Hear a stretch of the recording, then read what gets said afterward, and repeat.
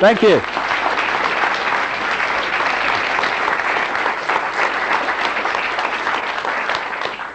Hiya. Well, these things here, by the way, are not security cameras. Keeping an eye on me, like. But they're a part of a production of a video. Because the information that I'm going to present tonight will then have the opportunity of going literally around the world, so that more and more people can realize that maybe there's just a little bit of a difference between what we're told is going on in the world and what is actually going on in the world. So in a way, I'm not just saying good evening to the people of Cardigan and Wales, one of the most beautiful parts of the United Kingdom, I must say, coming down in the car today, but also to people on many other continents that will see this at some point. Some of them will be American, some Australian, some Arabs, some Jews, some black, some white. And yet all those terms, all those symbols of division, if you like, are really an illusion, because we're all each other. We're all part of the same consciousness, all aspects of the same whole that we see expressed in life forms all around the world. The divisions in this world are in our minds. They are our creation.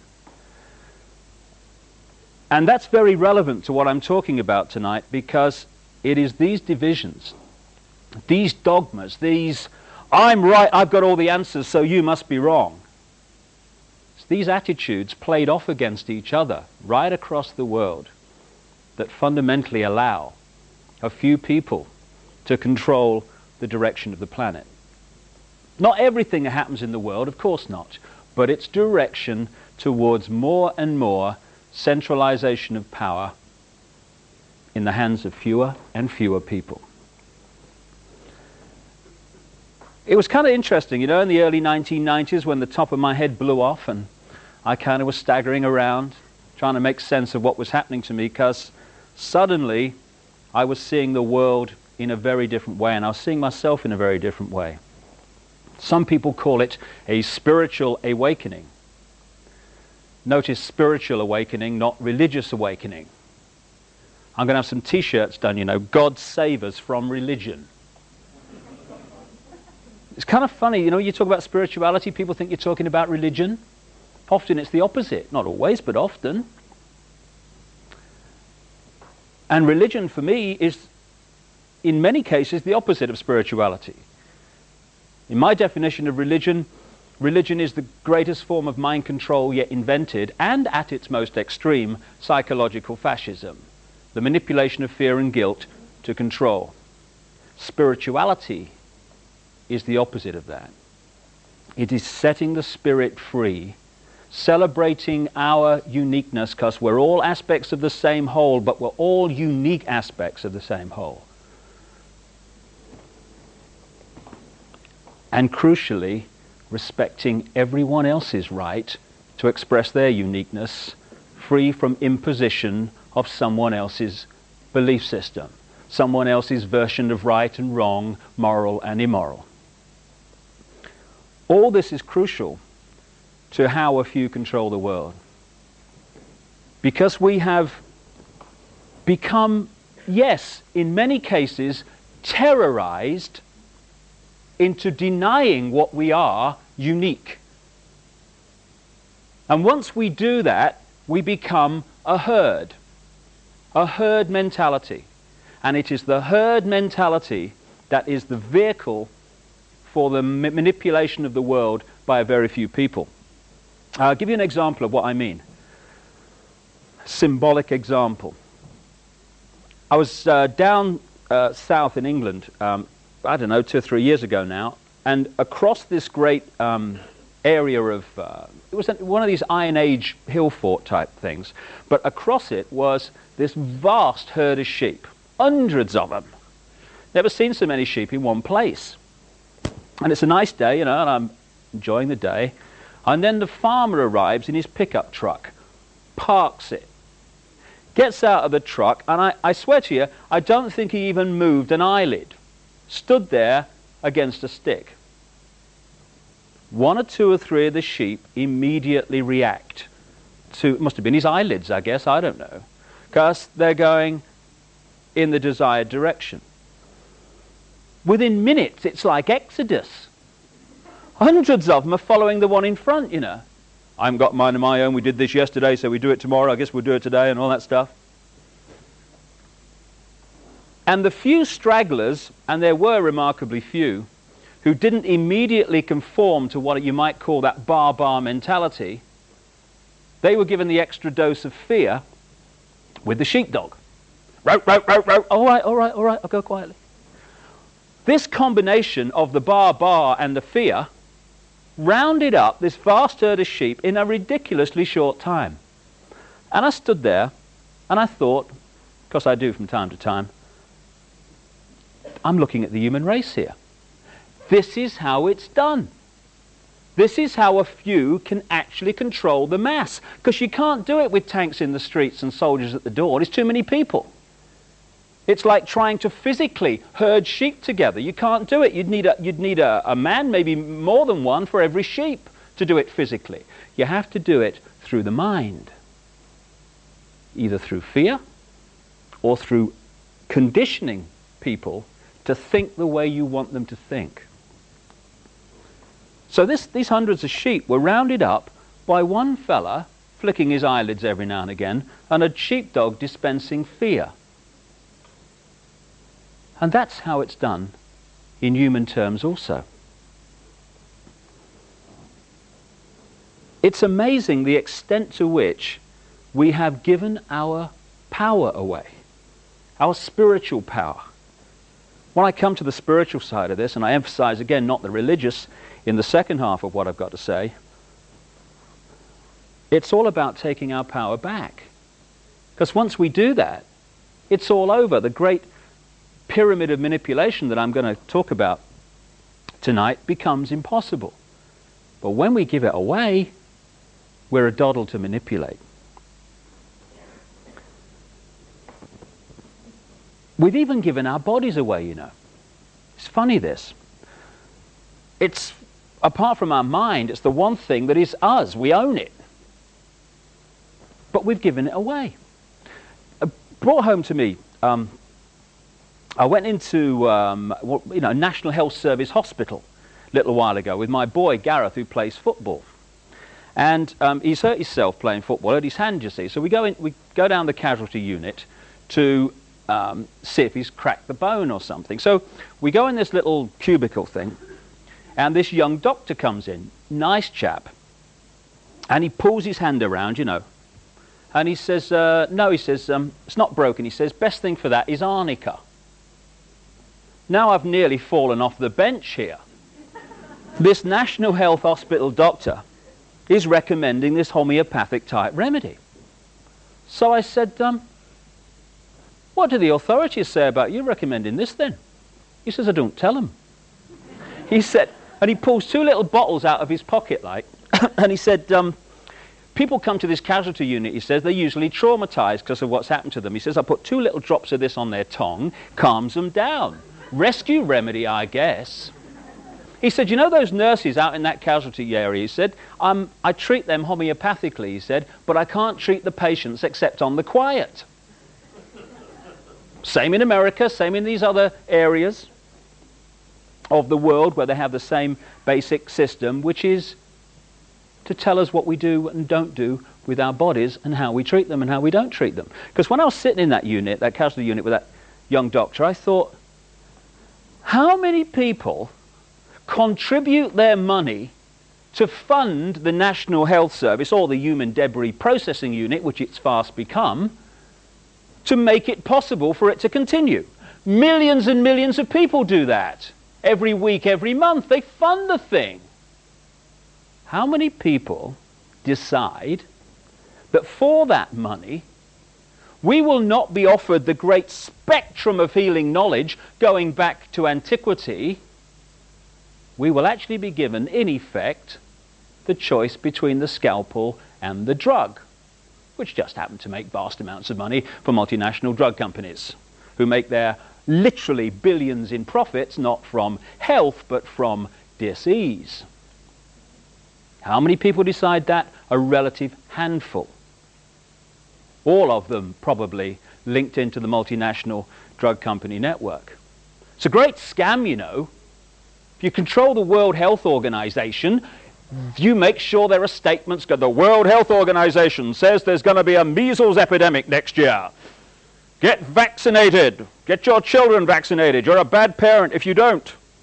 Then the same people that organize that then start flogging out the vaccine and make a fortune out of it.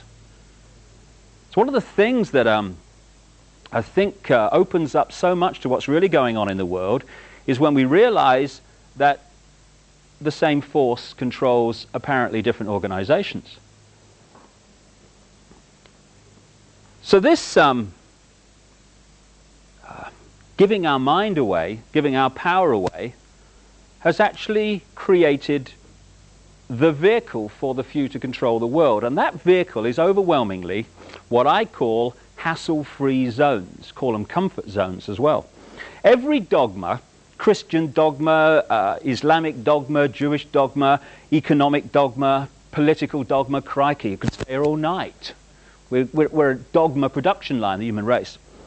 Each of those dogmas and societies in general are all hassle-free zones. By that I mean there is a very narrow area of acceptable thought and behavior, the norm, which, if you conform to it, you're left alone. You're hassle-free. No one calls you mad. No one calls you dangerous. No one gives you a hard time for the crime of being different, if you conform. If you start to think, well, actually, you know, I've got a mind of my own, and it's a unique mind, and therefore I'm going to have my unique truth and my unique view of me and life and everything, you start to get very dangerously close to the edge of the hassle-free zone, and eventually, if you keep going, you step outside of it. At that point, he's mad, he is. She's, what strange she is. He's dangerous, he is. Oh. And most people don't want that hassle. They don't want to be treated like that. So most people, even if they put their toe out there, go, oh my goodness, I'm staying in here, it's flipping hassle out there. So what happens? The mask comes up. You know, you go down any rush hour in any city in the world, London, New York, Sydney, anywhere, and you see all those hundreds and hundreds and thousands of people coming past in the street. They're not projecting to the world what they really are, what they really feel, what they really want to do with their lives. They've got a mask. And it's a mask that says, this is not really me, but this is what I think is acceptable to everyone else, so I can occupy the hassle-free zone.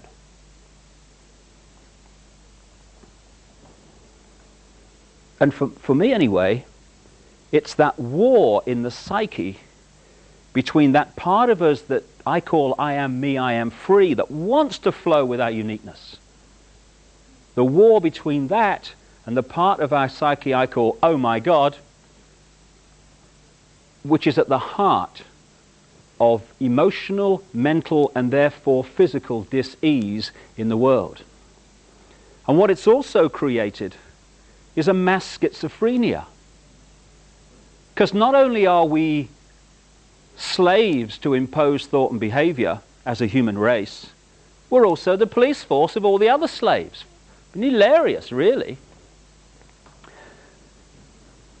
When you're on the edge of the hassle-free zone and you are thinking, if I go any further in what I say and do, even though I think it's right, I'm going to meet hassle for being different. You're not standing there thinking, if I do go any further, what will Bill Clinton think of me?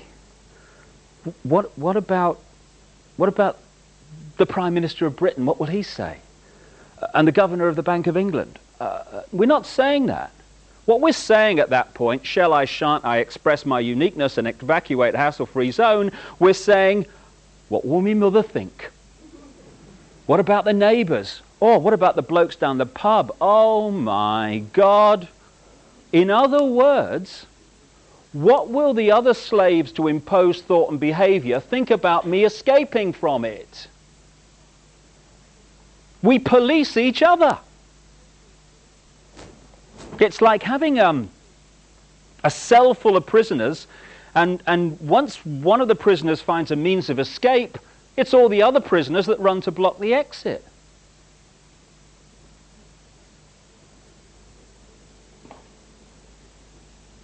We are both the slaves, the prisoners to this imposition, and the police force of it, because everyone seems to be trying to tell everyone else what is right and wrong, what is moral and immoral, what's right for them, what they should do, what they must do, what they ought to do. And as a result of that, we're actually manipulating each other without realizing it. And within this hassle-free zone, tremendous manipulation and indoctrination goes on. This hassle-free zone you could describe as the public arena. And if you look at the media, what is the media? The media is the collective police force of the hassle-free zone for anyone who steps out of it in public. People think, you know, when you say the media is controlled and the media is part of this manipulation, that you must therefore be saying that there is a manipulator in every newsroom all over the world standing behind journalists saying, no, no, can't write that, you've changed that, this is what I'm telling you, you write that, okay, that's fine. You don't need all that.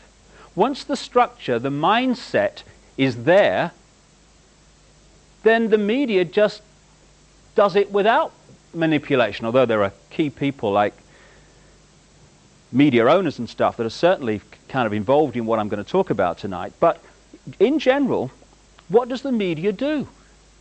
It defends and uses as its point of reference from which it judges everyone and everything the norm in society. In other words, what the hassle-free zone says is reality. Example, a few centuries ago, if we'd have had today's media, they would have dismissed as mad or condemned as bad anyone who said the earth was a sphere, was round, because the hassle-free zone's version of reality at that time was that it was flat. Once that reality flipped through weight of evidence and the hassle-free zone norm became the earth is actually a sphere, suddenly anyone who said the earth was flat was now off their rocker. So anyone at any time in the public eye who says or acts in ways that are outside of society's norm at that time is immediately jumped on by the media as mad or bad, because their reference point for sanity and reality is whatever the norm is. And there are several key mind manipulation techniques which are very, very powerful propaganda tools. The most effective and the most powerful, and it's used on us all the time, is something I call problem, reaction, solution. It's a cracker, this one. It's a mind manipulation technique that avoids not only opposition to what is the goal of the manipulators, it actually manipulates people to demand they do what they want to do anyway. And it's happening all the time. Once you see this technique and how it works, you watch the news and read the newspapers in a completely different light, because you start to see it happening. It works like this. You start by secretly creating a problem in the world and making sure someone else is blamed for it in the public arena, in the public mind. It could be a run on a currency, it could be a government collapse, at its most extreme it could be a war, because the two world wars in this century were funded, all sides were funded by the same people. Provable. The same people that funded the Allies in the Second World War and funded the Soviet Union also funded Hitler through loans from America known as the Young Plan and the Dawes Plan, and also via the German subsidiaries of American multinational companies.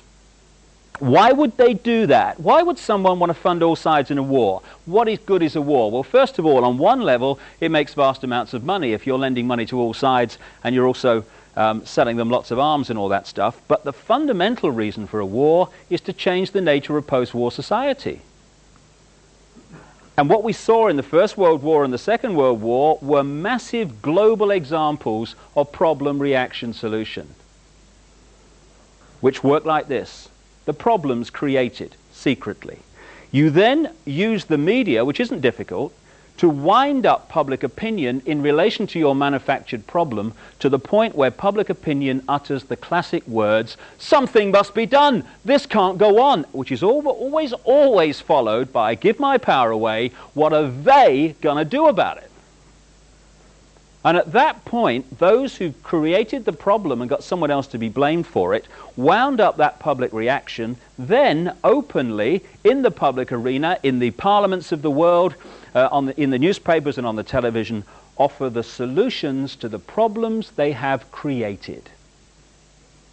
And in doing so, they get vast numbers of people to demand what they want to do anyway. For instance, if you want more cameras in the streets, crikey, they're going up all over the place in Britain. If you want more cameras in the streets, you want a more armed police force, you want more authoritarian laws, greater erosions of freedom, and you want the public to demand you do it, then get the public frightened of crime. Either let society break down so there is more crime, or emphasize crime to be worse than it really is in some areas. Get people frightened, and the first thing people do when they're in fear about something is they look for someone out there to protect them from what they're frightened of. So, get people frightened that they're going to be burgled, get people frightened they're going to be mugged in the street, and they'll demand you take the freedoms away. They'll demand cameras in the streets and more authoritarian laws. I turned on the BBC Radio 5 last year, and they had an item on cameras in the streets, because they're going up everywhere, these things, you know. You want money for homeless people? Oh, the economy's not too good, you know, you have to wait for these things. You want cameras in the street? They'll write the cheque. And this guy was from a council in East Anglia, Norfolk, I reckon. And he said, to be honest, he said, crime rates in our area don't justify cameras in the streets. He said, but our people think they do, so we're putting them up to make them feel better. Problem, reaction, solution. And we have a very topical example of that in the last few years, Bosnia. The goal of this manipulation, and has been for a very long time, is to get the world population, or that majority of it anyway, to see as a good idea, or the only option in given circumstances that are manipulated into place, the creation of a one world government to which nation states would be principalities, administrative units, a world central bank which would administer all financial transactions on the planet, a world currency which wouldn't be coins and notes, it would be merely electronic, cashless society, for which there are fundamental implications for freedom, as we'll see as we go along tonight. A world army under centralized control, with nation-state armies dismantled under the justification of seeking peace, and a microchipped population linked to a global computer, the latter of which sounds bizarre to many people on first hearing, except that we are ridiculously close to it and the technology already exists. So if we take one element of that under problem, reaction, solution, the world army, and relate it to Bosnia. Under this mind manipulation technique, the last thing you want is for the status quo in Bosnia, whatever it is, to be working, because then you haven't got a problem and you're in real trouble. So you make sure the United Nations peacekeeping operation is not only shown globally to be ineffective, it's actually severely embarrassed. Problem. The more horrific pictures come out of Bosnia, and my goodness me, they have over the last few years, understandably, the louder comes the public and political reaction. Something must be done. This can't go on. What are they going to do about it? And what has been the solution? A 60,000 strong world army under centralized control, the biggest multinational force assembled on this planet since the Second World War. Exactly what the manipulation requires. And later I'll put forward some more evidence to suggest that that is exactly what the goal of Bosnia is. Starting a war is a doddle. You know, there's no one in this room, I would say, that wants a fight tonight. Okay, fine. But I could go into this audience and I could start a fight with somebody. They would defend themselves. Other people in the audience would come to help them out. Suddenly, an audience that does not want a fight would be chaos, with fists and hands and arms everywhere. Take that to the global level with armies, and starting a war's a doddle. To keep the war going, you need money. Same people control the money. To keep the war going, you need arms. Same people control the arms.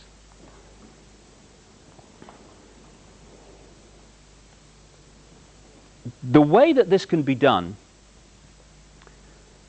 with a very few people, at the peak, that is because if you look at every organization today, be it a university, a school, a government, a secret society, anything, a multinational company, business of any kind, they're structured as a pyramid. The pyramid is the structure of society today.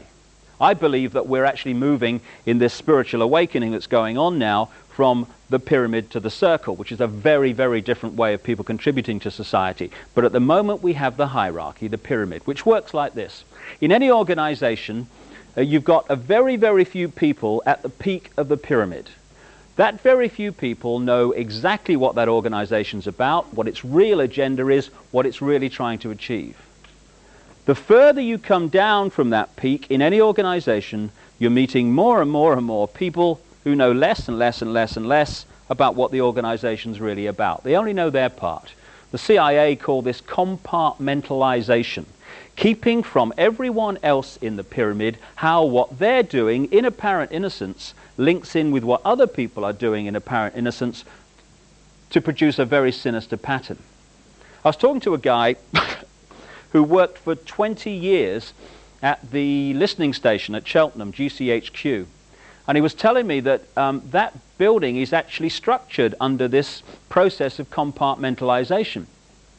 If you work at GCHQ, you have an electronic card which only gets you in that part of the building where you work. You can't get anywhere else. So the only people in GCHQ who know everything that's coming in, how it fits together and what's really going on, what the real pattern is the very, very few people at the top. This is how it works all along.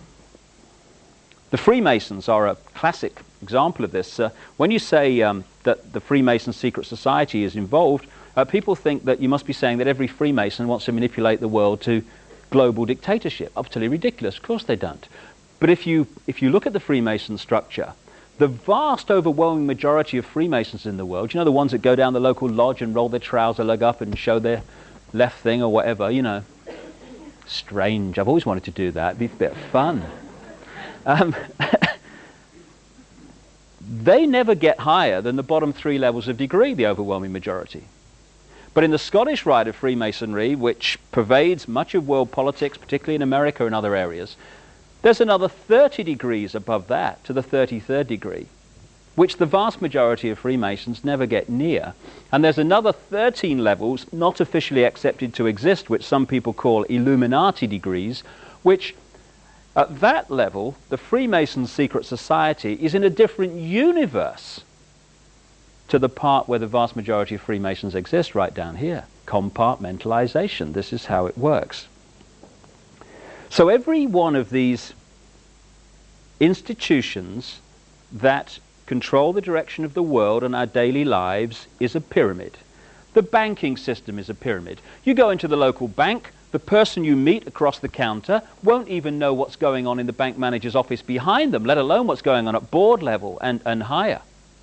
I met a guy only last weekend who'd been in the bank. He's retired now, but he worked for a big British bank, and he worked to a very, very high level in it. And he heard me speak, and he came up to me afterwards, and he said, you know, it's right, you know. He said, because I got very, very high in this bank, but there is an echelon above where I got that no one can get unless they are chosen by this elite few. So the banking system is a pyramid going to a peak. The intelligence agency network in the world is a pyramid going to a peak. At that peak, all the major intelligence agencies, British intelligence, Mossad, the CIA, all these around the world, they're the same organization. Not here, but here they are. The multinational company network is a pyramid. So is the global media, and so on. And there is a global pyramid within which all these work, in which the peaks of all these individual pyramids, banking, business, media, etc., fuse into one peak. And up there, it's speculated by many people, there perhaps may be no more than 13 families, 13 people at the peak, pervading down through these different levels the same basic policy, which is pushing the world towards more and more centralization of power. And within this global pyramid are a series of organizations which, from my experience anyway, most journalists will never have heard of.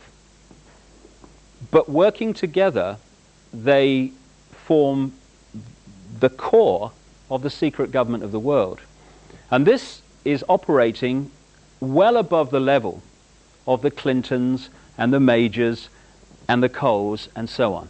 Indeed, they are manipulating events to make sure that their people get into positions of power. There is this like cozy little myth that is perpetuated between politicians and the media. Politicians walk the world stage as if they are the final arbiters of power in the world. So when a president speaks, the cameras run and it's flashed around the world, prime ministers and such like. The media report the world as if presidents and prime ministers are the final arbiters and decision makers in the world, which means that the people above the level of presidents and prime ministers that really make the decisions, they're never looked at or exposed by the mainstream media because they're not accepted to exist.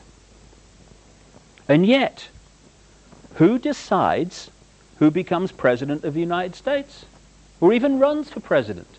Those who control the money, cuckoo land it is to run for president, and those who control the media. The same people control both, though they decide not only who runs for the Republicans, they decide who runs for the Democrats as well, and so it is around the world. This group of organizations began to be created after the establishment of a secret society in Britain, because Britain's been a real center for this. A secret society called the Round Table, involving a guy called Cecil Rhodes, after which Rhodesia, now Zimbabwe, was named. In 1919, the Versailles Peace Conference, the American members of this Round Table Secret Society, who just happened to be, merely coincidental of course, the main players behind the American government that went in and fought the First World War, met at the Hotel Majestic in Paris with the British members of this secret society, which, yet another coincidence, just happened to be the key members of the British war cabinet in the First World War. And they decided to start to create offshoot organizations which, working together, would constitute the secret government of the world, or a big chunk of it. The first of these organizations was set up in London in 1920, called the Royal Institute of International Affairs, also known as Chatham House. Again, these organizations are pyramids, with most people involved in them not realizing the real agenda. And all these organizations are projected at the world as this term that's emerged over the last 20 years, think tanks, debating organizations. In 1921 came the next in these organizations. The American version of the Royal Institute was known as the Council on Foreign Relations. Now, since 1921, virtually every president of the United States has been a member of the Council on Foreign Relations. The Royal Institute of International Affairs works to control British domestic and particularly foreign policy. Don't matter who's in, Labour or Conservative, same people run the show, which is becoming more and more obvious. And the Council on Foreign Relations in America is there to control and manipulate American, particularly foreign policy, but other policies also. After the Second World War, when we had more centralization of power, because we've had 2 wars in this century now, something must be done, this can't go on, what are they going to do about it? After the First World War, the world was more centralized in terms of power. After the Second World War, it was even more centralized. That was the game, that was the idea, the goal. 1954 came an organization which today is probably the key organization in this network, called the Bilderberg Group.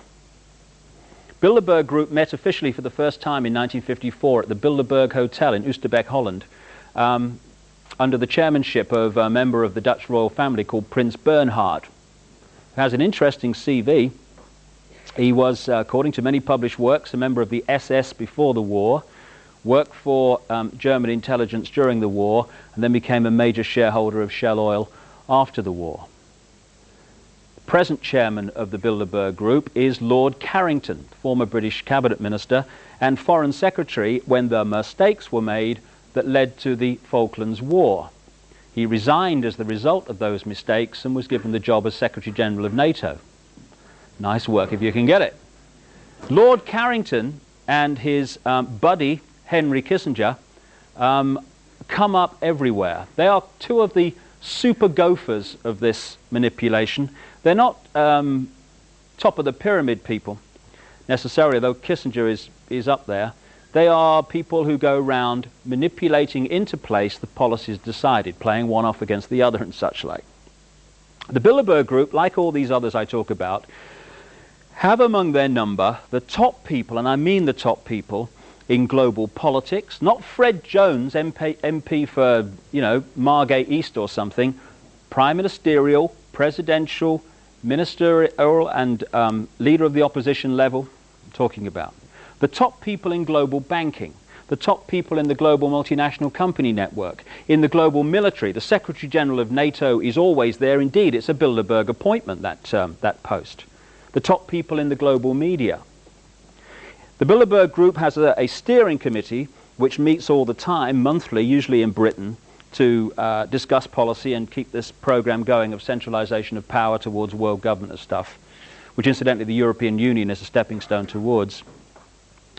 And then once a year, it meets somewhere in the world in very strict secrecy and has a big conflab with loads and loads of people from around the world coming in.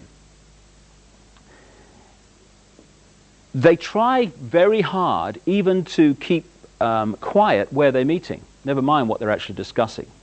And I had a series of amazing coincidences when I was writing the book And the Truth Shall Set You Free, for reasons I'll talk about when I come to the spiritual, which put me in the right place at the right time to see things happen or gather information. And one of those things happened in relation to the Bilderberg Group. Last June, I was invited to stay with a schoolteacher friend of mine in Switzerland.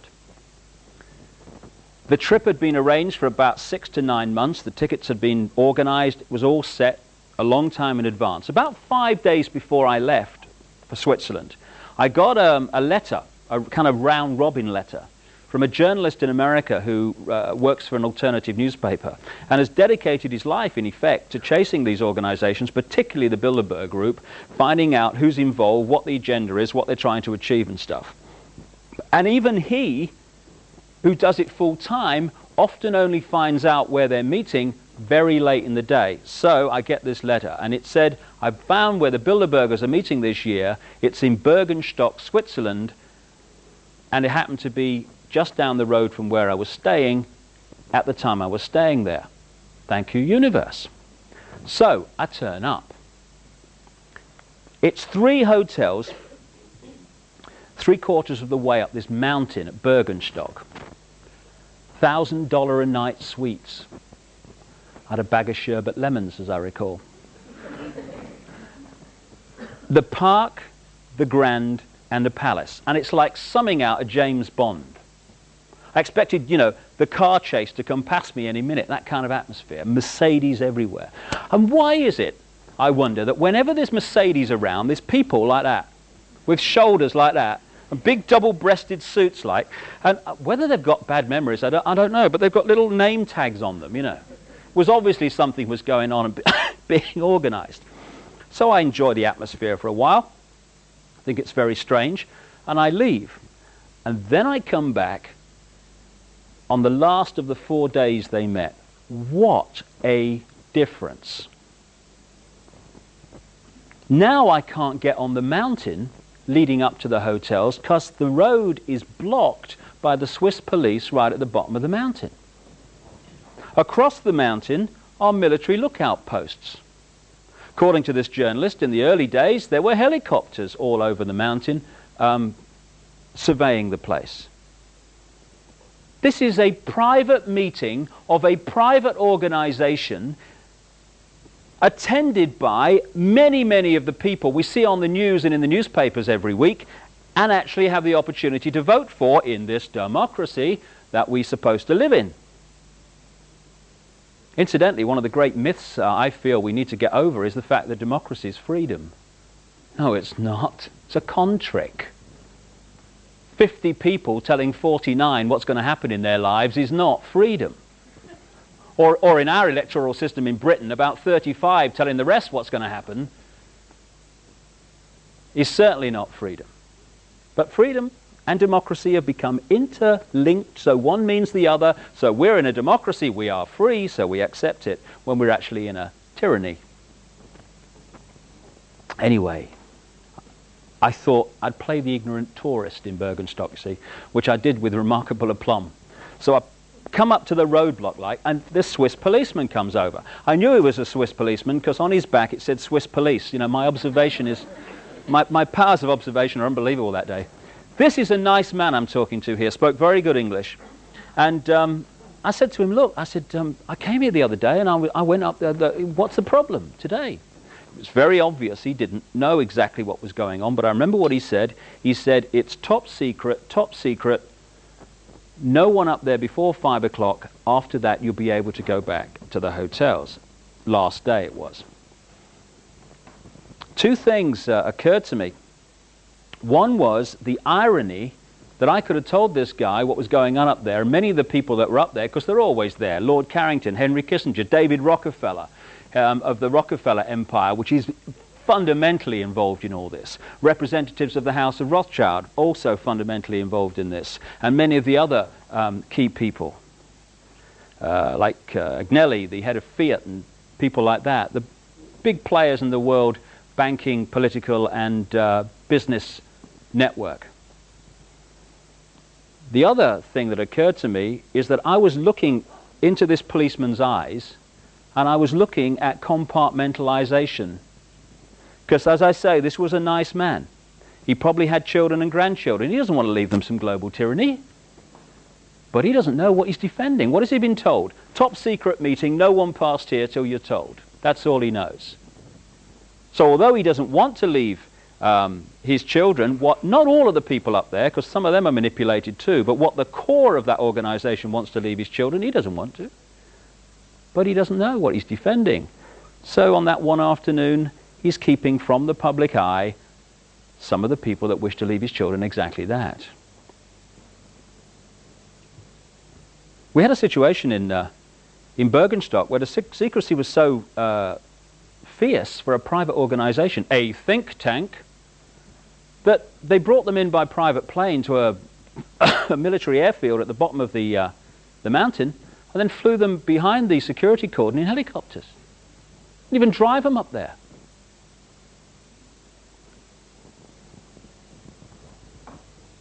And it's amazing how if your attitude turns out to be the right attitude for the people that control that organization, how your career can soar after you're invited to these conflabs.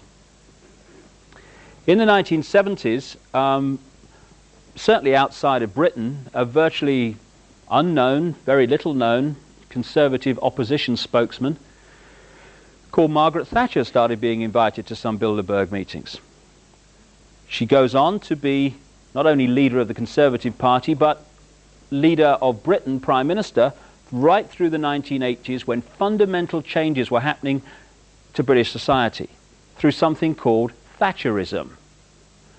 Interestingly, on the other side of the Atlantic at the same time, purely by coincidence of course, we had Reaganomics, which just happened to be the same economic policies. Isn't life funny, all these coincidences? It couldn't just be that the same people made sure both were in power at the same time, because that economics was exactly what was required through the 80s as part of this plan for centralization on a global level. In 1991, even in America, a virtually unknown governor for Arkansas called Bill Clinton was invited to the Bilderberg meeting in Baden-Baden, Germany. Within a year, this guy is successfully running for President of the United States. In 1993, another relatively unknown Labour Party Home Affairs spokesman in Britain called Tony Blair was invited to the Bilderberg meeting in Greece, along with his opponent, the Conservative Chancellor, Kenneth Clarke, by the way. Within a year, Tony Blair is leader of the Labour Party and, barring a miracle, will become Prime Minister of this country. It's a great career move. The last 5 Secretary Generals of NATO, and I only know it's the last 5 because that's only as far as I've had time to check back, it's many more than that. The last 5 Secretary Generals of NATO, Bilderberg's group members. Manfred Werner, Joseph Luns, Lord Carrington, Willy Claes. The present one, Javier Solana, Bilderberger. And indeed, when they were discussing who was going to be the new Secretary General of NATO, it was between 3 people. Javier Solana, Bilderberg Group, Uwe Ellemann-Jensen of Denmark, Bilderberg Group, and Ruud Lubbers, the former Dutch Prime Minister, Bilderberg Group. The head of the World Bank and many of his predecessors, James Wolfensohn, the World Bank, whose investment policies in what we call the Third World have created human and environmental mayhem for decades, Bilderberg members. And one of the big Bilderberg policies since 1954, indeed before, 54 was when it became official, has been, wait for it, the creation of a European superstate with one central bank, one currency, centralization of political power, and encompassing the former Soviet Union. Who is the biggest voice in Europe today saying we must not fall behind the time scale for the central bank and the currency in Europe? Chancellor Kohl of Germany, long-term Bilderberger, as were many of his predecessors as Chancellor of Germany. Who took us into Europe? Edward Heath, Bilderberger. Who supported him from the Labour side? Harold Wilson, Bilderberger. Roy Jenkins, Bilderberger. Dennis Healey, long-term Bilderberger, was at the first meeting in 1954. Who supported going into Europe and staying in Europe from the liberal, the third party perspective? Joe Grimman, Bilderberger. David Steele, Bilderberger. Paddy Ashdown, Bilderberger.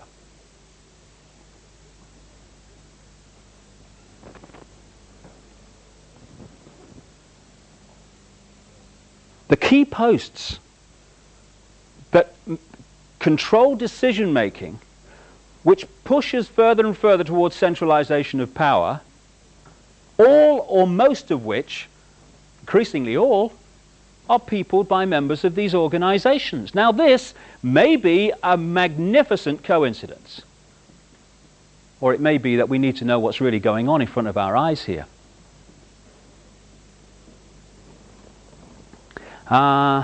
The last of these organizations I'll mention briefly is called the Trilateral Commission. Because of its name, as its name would suggest, it's there to coordinate the same manipulation between three parts of the world: America, Europe, Japan. It was set up in 1972-73 by David Rockefeller, one of the key men behind the Bilderberg Group and the Council on Foreign Relations, and a guy called Brzezinski, university guy, was in the Carter administration. And the Carter administration is very relevant here because the Trilateral Commission is a very good example of how you can manipulate events with all these organizations working as one, because many people are actually members of a number of them at the same time. The first goal of the Trilateral Commission in 72-73 was to put one of its members in the White House as President of the United States as soon as possible. It managed it at the next election when Jimmy Carter became President of the United States. The Carter administration was like a who's who sports and social club annual outing of the Trilateral Commission, an organization that had been going for about 3 or 4 years at the time. Walter Mondale, Vice President, Trilateral Commission. Secretary of State Cyrus Vance, Trilateral Commission. National Security Advisor, a key post in America, this guy Brzezinski, who actually helped to set up the Trilateral Commission. And from there downwards, the Carter administration was awash with members of the Trilateral Commission and the Council on Foreign Relations. Now, because we have choice, because we live in the land of the free, people then replaced the Democratic Carter administration with the Republican Reagan-Bush administrations, which were also awash with members of the Trilateral Commission and the Council on Foreign Relations. And then the Republicans were replaced by the Democrats, because we have free elections. And Clinton Democratic administration is awash with members of the Council on Foreign Relations and the Trilateral Commission. I'll tell you what it's like. In the high streets of Britain, there are 2 electrical retailers called Currys and their opponents, Dixons. So some people go into Dixons and they say, I had a bad time at Dixons, you know, I don't like them. I'm going to go to Currys and give them my money, I am. They're owned by the same people. The 2 major roadside restaurants in Britain, Happy Eaters and Little Chefs, owned by the same people. The competition is actually an illusion. Different name above the shop front, same people with their hands on the wheel.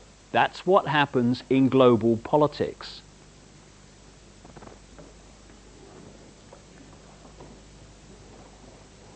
Why, you might understandably ask, aren't we told about this by the global media? Why aren't we told about these meetings which the alternative media can find out about with difficulty, but they can? And the common themes between people who are in the major positions in the world. How people from apparently different sides in politics who argue in public are actually attending the same meetings of organizations with a proven agenda of world government, world central bank, world army, world currency, microchip population. I offer this as a possibility. Maybe, just maybe, we don't hear about the Bilderberg Group and its attendees in Telegraph newspapers in Britain, because Telegraph newspapers are owned by something called the Hollinger Group, which is owned by a man called Conrad Black, steering committee member of the Bilderberg Group. Incidentally, 2 of the people on his board of directors are Henry Kissinger and Lord Carrington. Maybe we don't hear about any of these organizations and their agenda in Rupert Murdoch's News International in Britain, which owns a stream of newspapers and Sky Television, very much involved with, of course, because the former executive chairman of News International and still a board member is a guy called Andrew Knight, core steering committee member of the Bilderberg Group. Maybe in America they don't hear about any of these organizations in one of their most influential newspapers, the Washington Post, because the Washington Post and a great long stream of other organizations and publications are actually owned by Katharine Graham, who's owned the Washington Post going back to Watergate and beyond, where they were very much involved, of course, in removing Nixon, because Katharine Graham is a member of the Council on Foreign Relations, the Bilderberg Group, and the Trilateral Commission. Key members within the hierarchy of the Los Angeles Times, the New York Times, and a stream of other major publications all around the world are controlled or owned by members of these organizations. None of them ever mentioned them. Isn't that funny? So what we're looking at here are organizations within organizations. So while apparently people in the banking system here appear to be isolated from the political system here and the media here, actually there is one central organization which actually manipulates and coordinates a policy among all these apparently unconnected institutions of the world. Which kind of brings us back to Bosnia. I believe passionately that Bosnia is a horrific case of problem-reaction solution, bringing into being, or very much closer, the establishment, the precedent established of a world army. Interesting, therefore, to look at the major peace negotiators in Bosnia appointed since that horrific conflict began. The first European Union peace negotiator appointed was Lord Carrington, President of the Royal Institute of International Affairs, Chairman of the Bilderberg Group, member of the Trilateral Commission. He was replaced as European Union peace negotiator by Lord David Owen, Bilderberg Group, Trilateral Commission, who was replaced by Carl Bildt, former Swedish Prime Minister, Bilderberg Group. At the same time that they were working on behalf of the European Union in Bosnia, the United Nations peace negotiators, who were working with them, very close with them all the time, were Cyrus Vance, Bilderberg Group, Council on Foreign Relations, Trilateral Commission, and he was replaced by a Norwegian, Thorvald Stoltenberg, Bilderberg Group, Trilateral Commission. When they failed to achieve peace, out of the blue, amid worldwide publicity, came an independent peace negotiator, Jimmy Carter, first Trilateral Commission President of the United States, Council on Foreign Relations member. Then came the group of people who negotiated the so-called Dayton Agreement, which led to the World Army situation. These were Bill Clinton's peace envoy, Richard Holbrooke, Bilderberg Group, Trilateral Commission, Council on Foreign Relations. He answered to the Secretary of State, Warren Christopher, Council on Foreign Relations, Trilateral Commission, who answered to Bill Clinton, Bilderberg Group, Council on Foreign Relations, Trilateral Commission. The World Army in Bosnia is now commanded by Admiral Leighton Smith, Council on Foreign Relations, and the civilian part of its operation is headed by Carl Bildt, Bilderberg Group.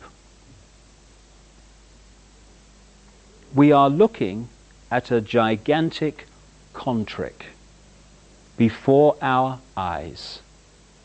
We don't live in a democracy in this country or in America and these other places. We live in a one-party state where the same force from the peak of the pyramid string pulls all sides. A few years ago, they had a democratic election in America, and what appeared to happen was that George Bush, Republican, was replaced by Bill Clinton, Democrat. But what actually happened? George Bush, Council on Foreign Relations, Trilateral Commission, 33rd degree Freemason, funded by the Rockefellers, was replaced by Bill Clinton, Democrat, Council on Foreign Relations, Bilderberg Group, Trilateral Commission, 33rd degree Freemason, funded by the Rockefellers. We're free, honey. Play the national anthem. One party state. Different names above the shop fronts, same people control whatever. Which is why, as we all say all the time, it doesn't matter who you gets in, they still do the same. Of course they do. Of course the same people are string pulling the whole show. Nothing for me sums up the scale to which we have conceded our power to control our own lives than the world financial system. I love this one, me.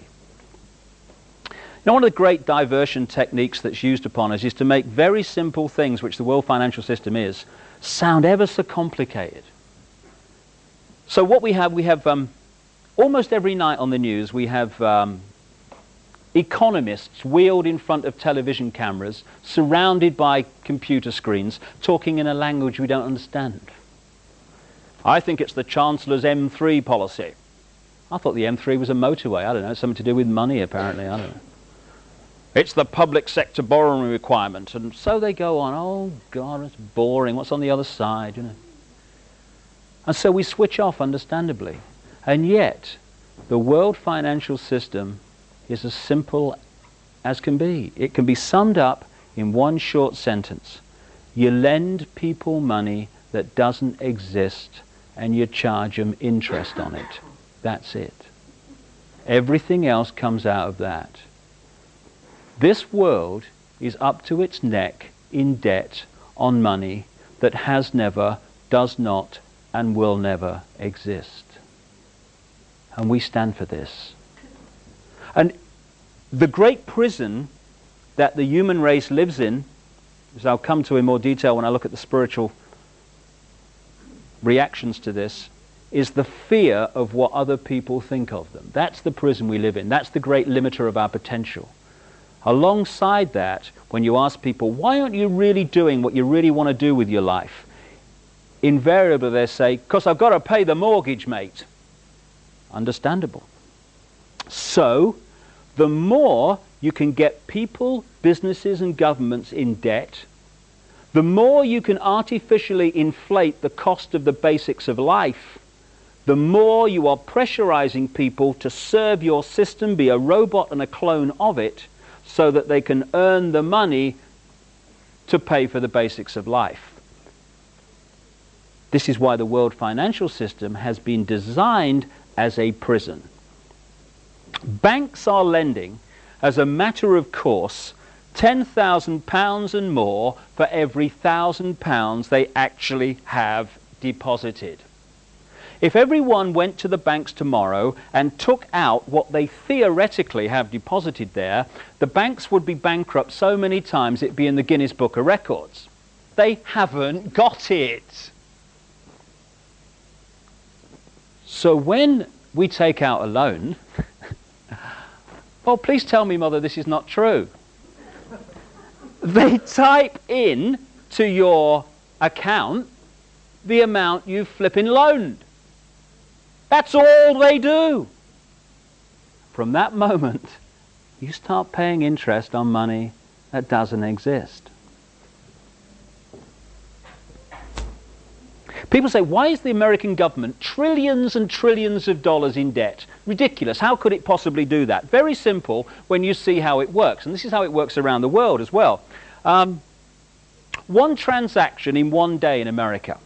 The American government wants to borrow, say, $1 billion more than it's actually taken in taxation. Now it's the government. It could actually print its own money interest-free if it chose to. But of course, if it did that, you're removing massive amounts of power from the global banking system, which is controlled by the same people that decide who's going to be president of the United States. So they don't print their own money interest-free. They issue an IOU to a cartel of private banks known laughably as the Central Bank of America, known as the Federal Reserve System.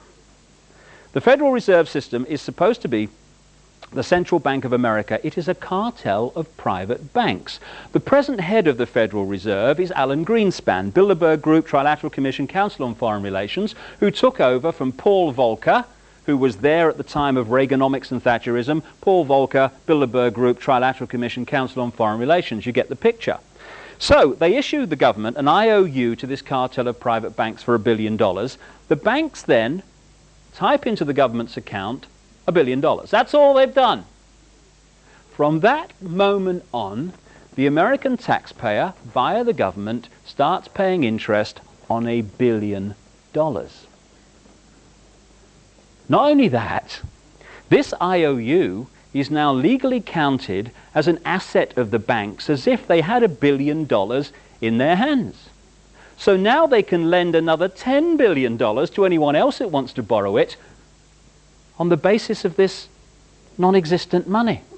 Now they're lending and getting interest on $11 billion, not 1 cent of which has ever or will ever exist.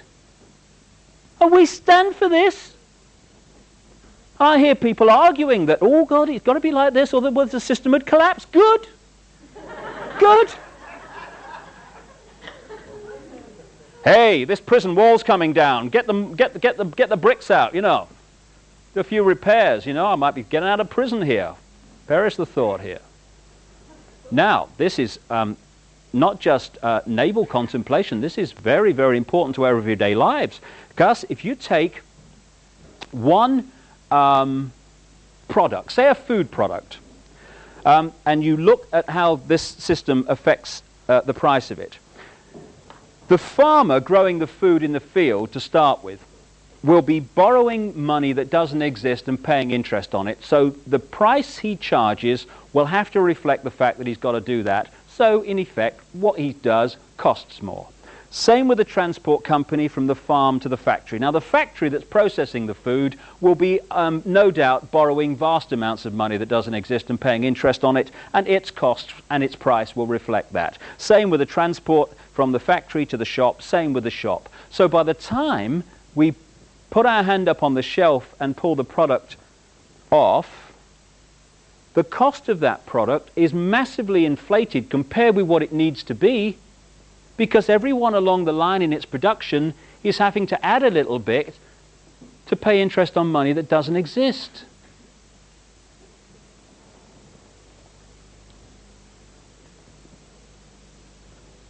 Wake me up. This is why we buy 3 houses to live in one. We do this. I went up into the National Westminster Bank in Durham, the north of England, last year, and I got one of their mortgage leaflets. There it was in black and white. If I take out a loan to buy a house from the National Westminster Bank of £50,000, I will pay them back £152,000. I will buy 3 houses for the privilege of living in one, and my mortgage payments will reflect that. Therefore, the pressure for me to serve the system, to earn the money to service that debt, will be greater. And what did it say on this leaflet? The National Westminster Bank, we're here to make life easier. Great question, I found anyway, because all this is flipping opened up to me in the last few years. I didn't come out the womb saying I know it all. I can see what's going on. It's just information that's opened my eyes in the last few years. And one of the questions that I've realized opens up so much, it's a very simple one. Who benefits? Who benefits, for instance, from me accepting the version of events about the Oklahoma bombing and many other things that various media organizations and official governments and stuff are telling me is the right version of events? Who benefits? Well, who benefited from the Oklahoma bombing? Anyone who wants to centralize more power in the law enforcement agencies in America certainly has benefited from that. And as Bill Clinton said 24 hours afterwards, we must have an easing of restrictions of on the military's involvement in domestic law enforcement. Problem, reaction, solution. And there's so much about that Oklahoma bomb that has never come to light publicly in the main arena that I've seen, and I tell you, the government version of events is a farce and a complete lie. Anyway, who benefits from us buying 3 houses to live in one? Another part of that question. Well, say the house costs £60,000. The builder who actually creates the thing and makes it a reality, he don't benefit from me buying 3. He's paid out the 60 grand. He's paid out on me buying 1. The guy who produces the materials to the builder so he can build the house, he's paid out the 60 grand. Everyone who actually creates the house is paid out of me buying 1. One person and one person alone benefits from us buying 3 houses, sometimes more, to live in one, and that's the guy who's lending us money that doesn't exist and charging us interest on it. And we stand for this. And a few people can't control the direction of the world. Well, we'll give our power away to this extent. It's a doddle. Interestingly, 2 presidents of the United States in the history of that country have suggested and in some small way begun to introduce interest-free money that wasn't borrowed from the banking cartels and interest paid on it. Those 2 presidents were Abraham Lincoln and John F. Kennedy. They have one other thing in common, you might recall. But perhaps the most grotesque aspect of this whole nonsense of interest on money is what we call third world debt. Third world debt has crucified vast tracts of our fellow humanity and continues to do minute by minute. The third world debt is debt on money that has never, does not, and will never exist. Last time I saw the figures, around 400,000 children in Brazil died from hunger-related disease every year. And at the time I saw those figures, Brazil was the 2nd biggest exporter of food in the world. And the money received from that export, great chunks of it, were servicing interest on money that has never existed. And as one Brazilian official I was reading about recently said, most of the money that constitutes the Brazilian debt never left the computer systems of Wall Street.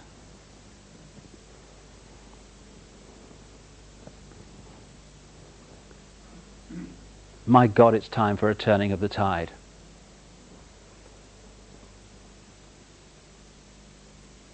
Why can't governments print their own money interest-free and lend it to people interest-free, so we buy 1 house to live in 1 house instead of 3? So we don't have to inflate the price of everything because everyone's got a service interest on money that doesn't exist. Why? Because it's possible. The will is not there. And why is it that no political party that I've come across anywhere in the world that has any chance of forming a government is actually suggesting that that be done? Because the same people that control the banking system control the political system in the global one-party state.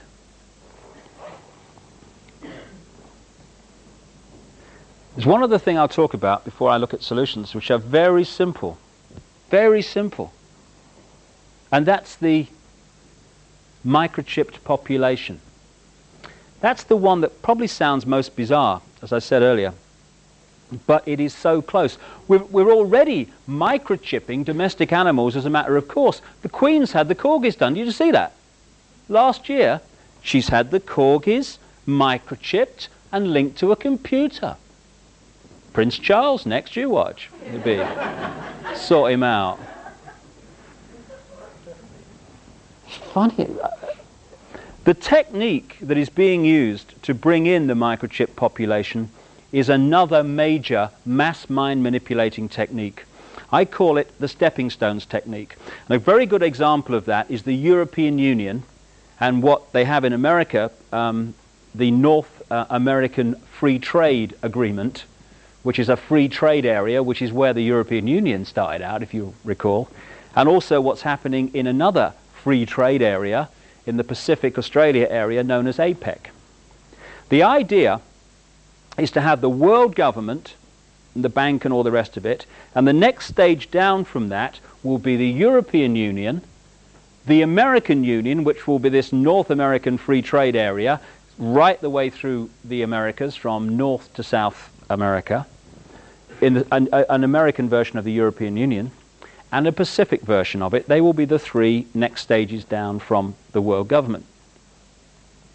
And the stepping stones technique is how they're being introduced. If you take the European Union, if you started out at the end of the last war, and what we're heading to now had been suggested, one bank, one currency, centralized control of a superstate.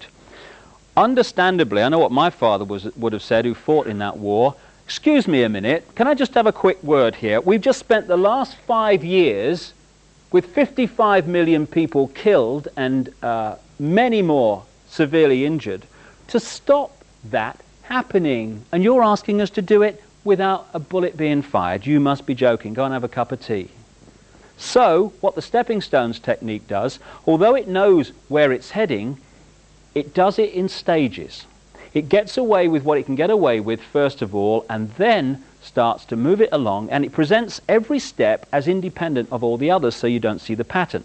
So what was suggested after the last war? Not a European superstate, because that had no chance at that time.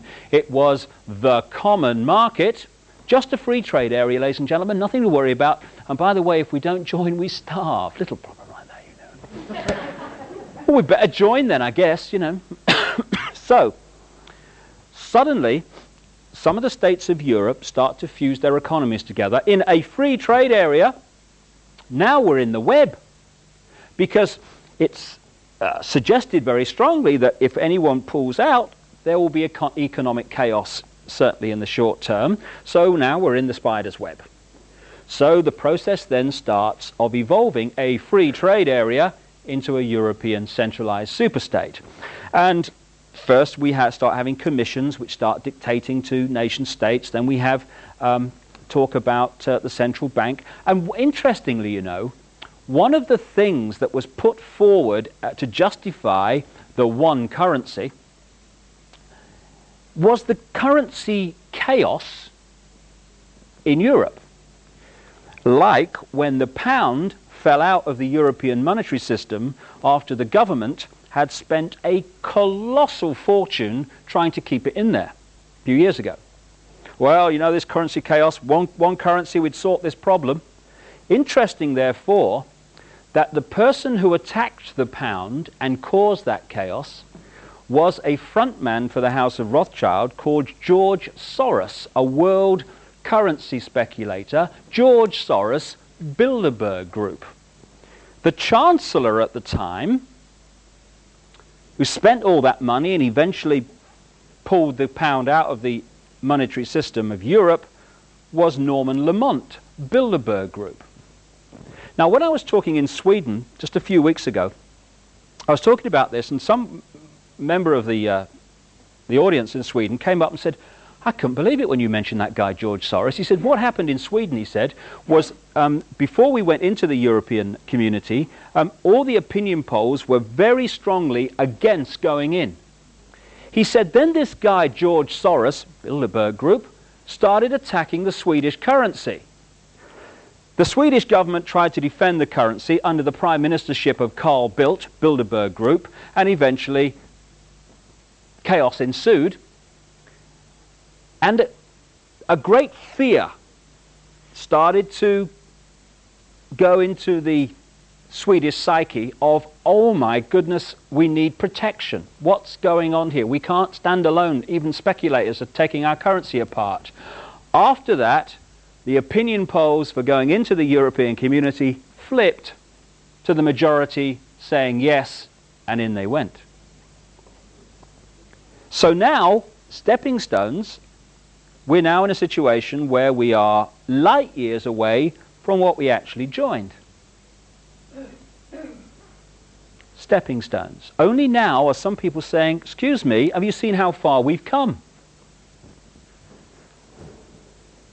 It's interesting that right along the line, as the stepping stones are put forward, anyone who challenges the stepping stones is then manipulated into continuing the journey. I was speaking in Denmark at the time. I was in the Swedish area also, and what they did was had a referendum which voted against Maastricht, against the European Union.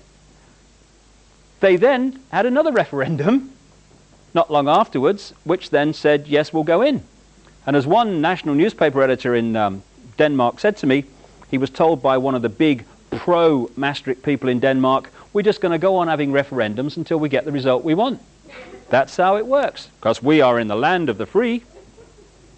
So that's the technique, and it's being used to bring in the microchip population. And the big stepping stone to that is the cashless society. Coins and bits of paper might not seem to be a great defender of freedom, but they are for this reason.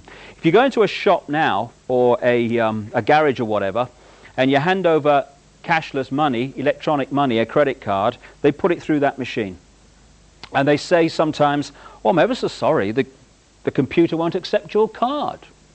And if you've paid the bill, you might be a bit surprised, but you've got an alternative at the moment. So you say, oh, well, okay, I'll have to check that out. Okay, I'll pay cash. What happens when there's no cash and that computer says no to electronic money, your credit card or the microchip that is planned to replace it?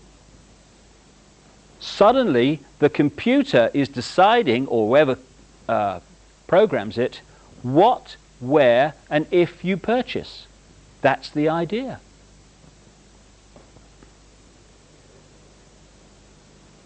And if there's one thing in all this that is most important to reject, in my humble opinion, it is microchipping of people, because the implications are enormous. Some electronics people who've seen this sort of thing emerging have started to speak out. I've been reading some stuff by a guy in America called Carl Sanders, an electronics wizard. And he's pointing out that, in fact, he's talking himself about his own experience of attending meetings in America and Europe, attended by Henry Kissinger and the CIA, into microchipping of people. Not is it right, is it moral, but how do we get them to accept it? And as he points out, once people are microchipped, it's not just messages going from the microchip to the computer that should concern us, it's what's coming the other way. According to him, they can create, through this means, mass hysteria, mass depression, in other words, manipulate our emotions, and isolate one microchipping one person. I got some idea of the possibilities when I realized how Sky Television works. You know this satellite television network we have in Britain? Well, if you want to join the Sky network thing, okay, you send your money off or whatever, and they send you a card. And it's programmed to descramble the channels you've paid for. Very straightforward. But if you want more channels than you've paid for once you've got the card, you would think, well, I did anyway, that you would send them more money and they'd send you another card programmed to descramble the channels you want added to it. No, no. What you do is you pick up the phone and you ring their number. It's in Scotland, I think. And they say, okay, what channel do you want? Oh, I'll have that second movie channel, mate. Thank you very much. Yeah. And they say, okay, put your television on the channel that you want, all fuzz, scrambled. So while you're still on the phone, they say, okay, just tell me what's happening to your screen. Only the channel appearing before your eyes, that's all. So I thought, how do they do that? I heard about it, gave them a ring. How do you do that? What they do is they send out a signal from this central, what do you call it, technology, I guess, and it goes to every decoder linked to the Sky system, but only your card with your number on it picks it up, it reprograms the card to take the new channel, and it comes up before your eyes. When you think there are two types of science in the world, there's the one that is taught in the universities and appears on the television, and there's another one that is light years ahead, secret science, what they can actually do compared with what we see they can do with things like the Sky Television example are vastly, vastly advanced. I wrote a book called The Robot's Rebellion, and I talked about this microchip population idea. And I've even been surprised by the speed of it. I turned on the BBC a few months ago, and whether you saw this, it was funny. Tomorrow's World, you know the science program on the BBC? They had this item on microchipped people, see. What they said was, there's this problem with health records. I thought something must be done then, I suppose. The problem, apparently, was that they don't keep health records for long enough. So they're suggesting microchipping people with their health records to overcome this problem. Now, I never went to university, but I can actually see a solution to the problem of not keeping health records for long enough. Keep them longer. There you go. Let's all go and have a cup of tea. That's that sorted out. No, that's too simple. We've got to microchip people. The other thing they said was that doctors would like to have access to medical records if people have an accident. So microchip them. So, takes things on. I don't know about you, but when I was a kid, my mother was always saying to me, "You have clean underpants on now, Dave, you might have an accident." You ever get some of that? Yeah. My mother's worst nightmare was not me having an accident so much as me having an accident with dirty underpants on. That was her worst nightmare. But all these years later, we've moved into the modern world. Now it's, you make sure you're microchipped, Dave, you might have an accident. Anyway, in this item, and I checked the date, it wasn't April Fool's Day or anything like that, they had this woman who had had an operation and had been microchipped with her medical records. "Oh, it's ever so convenient," she said. I'm eating the cushion in the front room by now, you know. And then what happens, you know, in the supermarkets, they got that thing they put across the barcode. Doctor walks into shop with one of them, rubs it up her front. Up on the screen comes this woman's medical records.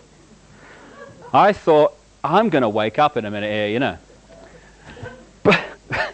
But at the end of the item came the key little clip, not very long, by the managing director of the company that's produced the technology, the microchip. "This is just the start," he says. "We can put on this chip medical records, financial records, passport details, social security details, prison record, the flipping lot." Exactly, that is the idea. And it's been moving along, unmolested, for a very long time, because its great power is secrecy, and when you think that so much of the mainstream media is controlled by the very force that wishes to bring it about, it's not surprising that so little of it has come out. But I feel we're now in a time of enormous change, a great jump in human evolution, and therefore an energy of change is bringing this stuff to the surface, and its secrecy, its great power is being unveiled. And I certainly don't want to be seen to be condemning the people I have talked about. And I mean, I've heard some people who've investigated this without the spiritual balance, and they're saying, "Oh, hang 'em, rubbish." The people involved in this manipulation are, yes, exhibiting their state of being at this time in their eternal journey. They are exhibiting their attitude to life and the state of their mind, okay. But they're also making a massive statement about us, which we would do very, very well to acknowledge and think about.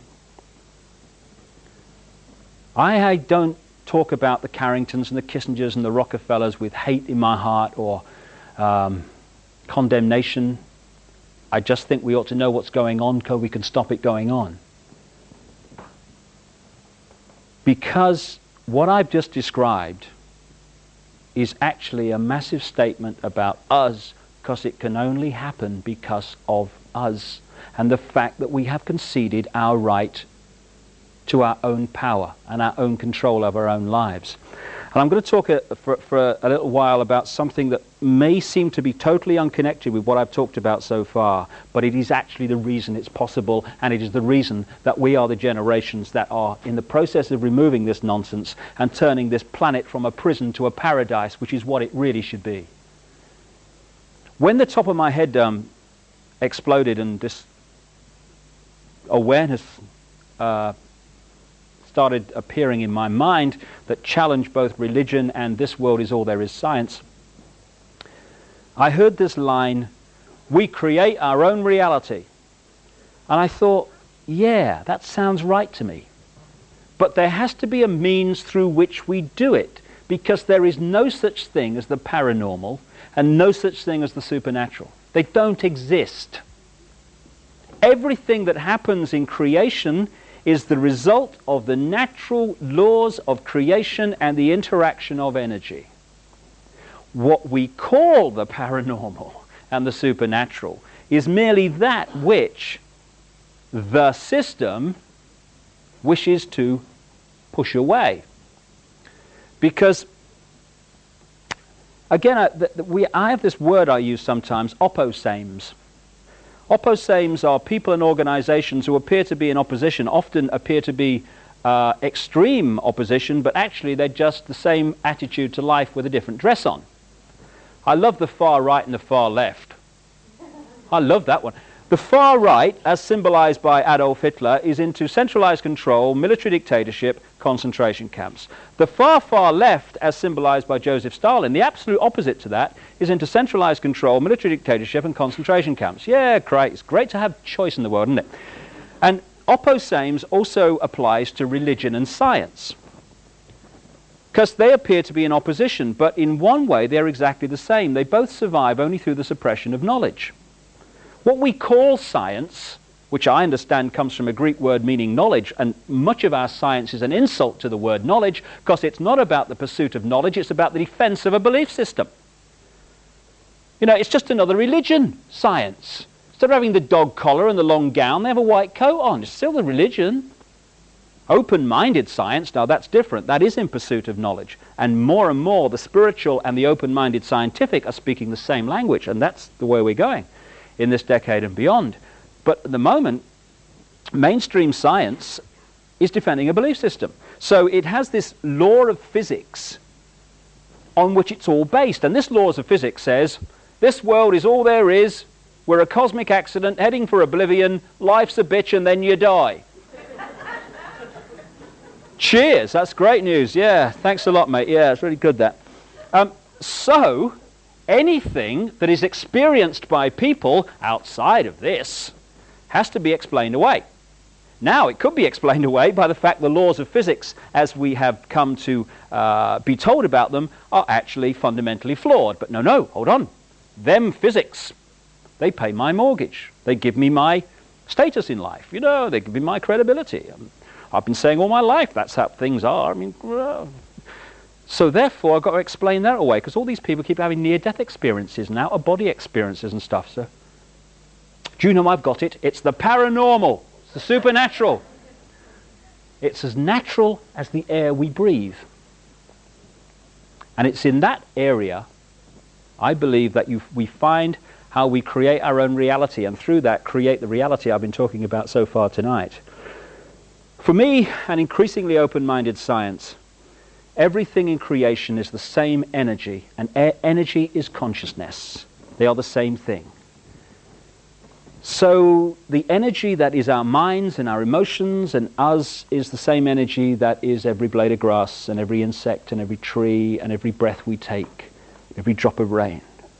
Just as water, clouds, and ice are the same substance in very different states of being, so everything that exists in creation is the same energy consciousness in different states of being. We are like droplets of water in an ocean of consciousness, unique and individual, yes, but together forming the whole. We are each other. I am you, you are me, I am everything, and everything is me, same with everyone. And this gigantic, infinite mind we call God, or whatever name you want to put to it, operates on multidimensional frequencies. It's interesting, because of the influence of religion, when anyone talks about kind of the afterlife, we look up. Have you noticed that? On the flaming roof or something, I don't know. Want to go to heaven? Get a ladder. You know. But for me, an increasingly open-minded science, creation is actually broken up into wavelength frequencies sharing the same space. All the radio and television stations broadcasting to this area are occupying not just the space around my body, but the space my body is occupying. We're on different wavelengths. Therefore, one radio station, unless it's very close in its frequency to another, operates in complete oblivion of all the other wavelengths. Everything that exists in creation is sharing the same space that our bodies are occupying and our minds are occupying. What is that line we hear? The kingdom of heaven is within you. Everything that exists is within us. So when our consciousness, thinking, feeling, emotional us, that part of us that is eternal, enters the physical body, the genetic spacesuit as I call it, to experience this physical life, this three-dimensional frequency, world, dimension, we are not a blank sheet of paper. We are already unique. The unique sum total of all our experiences. And I've noticed this with my boy, Jamie, who's 3 now. Because my mind's been open to this in the period he's been alive, I've watched him develop. And he has manifested his own unique character, what he finds funny, what he finds fearful, all these different things without any outside influence. Because he wasn't born into this world as a blank sheet of paper. He was born unique. We're all unique. This uniqueness is broadcast out as a magnetic electrical pattern. For me, everything that exists is magnetic electrical energy. So, when people talk about hands-on healing, you get, it's the devil. Or, bloody strange, mate, load of rubbish, mumbo-jumbo. What is hands-on healing? It's not faith healing. It is the passing on of electrical magnetic energy from one person to another. It's kind of interesting. I was reading a book recently called Where Science and Magic Meet, which was showing the scientific basis of the so-called paranormal, and it was pointing out that of the 285 standing stone circles in the United Kingdom still remaining, 235 are on the same types of rock, and they're all on or close to faults in the Earth's surface that produce a certain electromagnetic field. Of course, the ancients didn't know what they were doing, did they? You know, because we're state of the art now. So we're putting out this magnetic pattern which is unique to us. It is our sense of self. It is our sense of reality. There's an American comedian called Bill Hicks who summed up my whole attitude to life and everything really and what I'm talking about here in a wonderful line. He said, matter is merely energy condensed to a slow vibration. We're all one consciousness experiencing itself subjectively. There's no such thing as death. Life is just a dream, and we are the imagination of ourselves. And that, for me, is the key phrase. We are the imagination of ourselves. What we imagine ourselves to be is what we create as a physical experience, second by second by second. This magnetic electrical pattern going out we call vibes. You know, we have everyday expressions and words for this. We say, oh, I don't know what it was about that fella, mate. You know, I had a nice conversation, but got bad vibes from him somehow. Because the voice-to-ear conversation may have been quite pleasant, but there's something we're picking up on a subatomic energy level which doesn't sync. Get bad vibes, mate. We have a word which we use all the time, atmosphere. What is atmosphere? Atmosphere is the energy field of a room that has been turned to be negative, exciting, or positive, or happy, or whatever, by the thought patterns, the vibes, the imagination of themselves, of the people involved. People go into an old house where there may be a lot of negative events, or they go to the site of an ancient battle, and they go, ooh, tell you what, mate, ooh, it's eerie here. Ooh, don't like it here. Something about it. We're picking up the energy, negative in that case, that has been created in that state by the vibes, the thought patterns of people who have gone through negative events there. Atmosphere, football matches, sports occasions. You could touch the atmosphere, mate. The excitement was amazing. What is excitement? What is this atmosphere? It is what people generate on this vibe level. So, as these vibes we're putting out, these unique patterns are magnetic. They are pulling in constantly other energy fields, which we know better as people, places, ways of life, experiences. In this way, second by second, we are creating as a physical event, physical experience, an exact replica of our subconscious imagination of ourselves in the people, places, ways of life we experience. We are creating our own reality. When I look back at my own life from this perspective, it is amazing that whatever my physical experience has been through my life, it has been a replica of my imagination of myself at that time.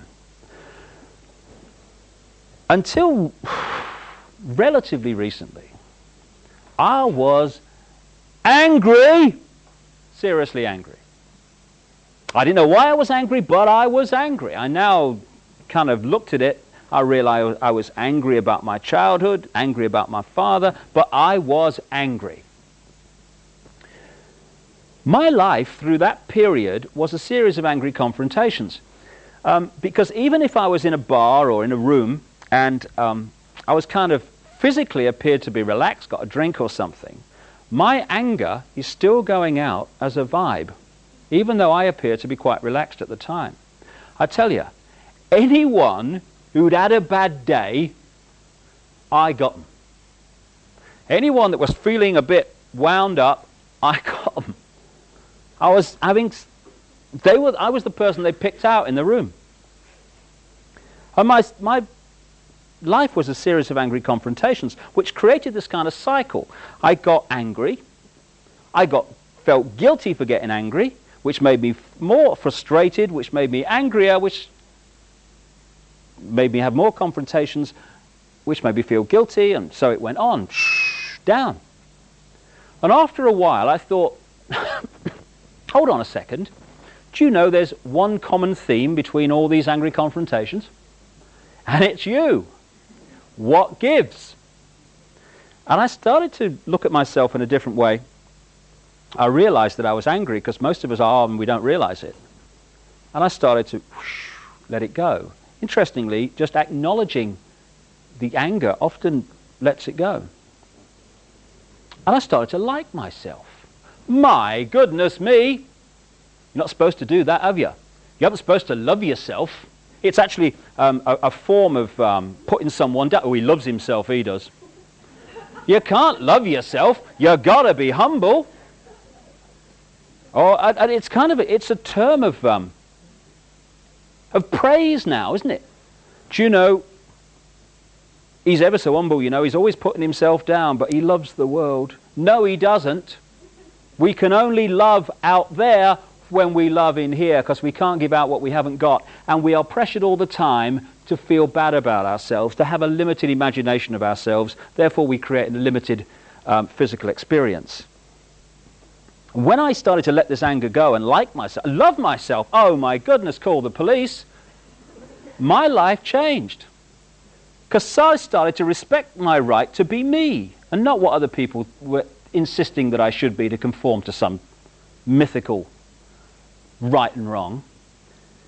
And once I started having that feeling about myself, I started to attract into my life people who love me not for what they want me to be, but for what I am, whatever I am is. And that's just a reflection of the way I see myself. I am creating a different reality. Friend of mine, lovely, lovely person, and I hardly exaggerate when I say she starts virtually every sentence with the words, "The problem is though." This lady sees life as a problem.